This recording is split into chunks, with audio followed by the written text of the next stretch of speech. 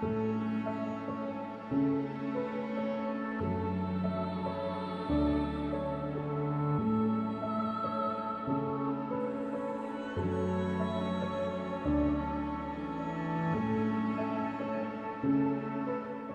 après la résurrection, l'Évangile de Luc raconte le récit de deux disciples marchant vers Emmaüs. Un étranger s'approche et leur demande « Quelles sont les nouvelles ?» Ils répondent « Ce qui est arrivé à Jésus de Nazareth. Les chefs de nos prêtres et nos dirigeants l'ont livré pour faire condamner à mort et l'ont crucifié. Nous avions l'espoir qu'il était celui qui devait délivrer Israël. » Ces mots me brisent le cœur. Nous avions l'espoir. Nous avons tous notre propre version de cet espoir déçu. Nous avions l'espoir que la guerre prenne fin. Nous avions l'espoir que les événements finiraient par prendre une tournure différente. Nous avions l'espoir que cette personne serait encore parmi nous. La vie est pleine d'espoirs déçus et de mauvaises nouvelles. Les disciples avaient espéré un Rédempteur. Au lieu de cela, ils ont vaincu un traumatisme et une perte déchirante.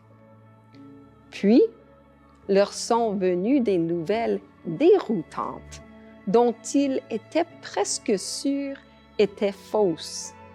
La propagande, ce n'est pas nouveau. Les empires en ont toujours fait usage, mais aujourd'hui, avec l'intelligence artificielle et les hypertrucages, il est encore plus difficile de distinguer le vrai du faux. Il est essentiel de faire preuve de scepticisme pour défendre le bon journalisme. C'est exactement ce que les disciples ont pensé quand les femmes ont annoncé que Jésus était ressuscité. Ils pensèrent que ce qu'elles racontaient était absurde, que c'était une fausse nouvelle. La bonne nouvelle provient de la source la moins crédible aux yeux du monde. Les femmes, ce qui a orienté de façon injustifiée la réaction des disciples. Elles ne provenaient pas de César, de Pilate ou d'une source officielle. Elles n'étaient que témoignages.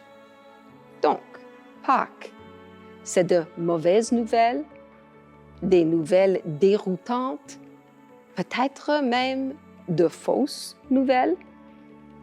Cela n'est pas propice à créer de l'espoir naturellement. Mais d'où a pu alors provenir la bonne nouvelle?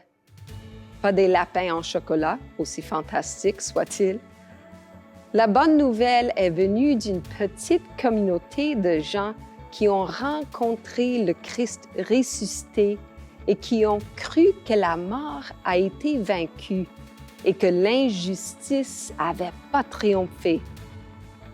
La bonne nouvelle est venue d'un groupe de croyants et de croyantes qui en ont la vie changée radicalement, qui ont commencé à transformer leur monde.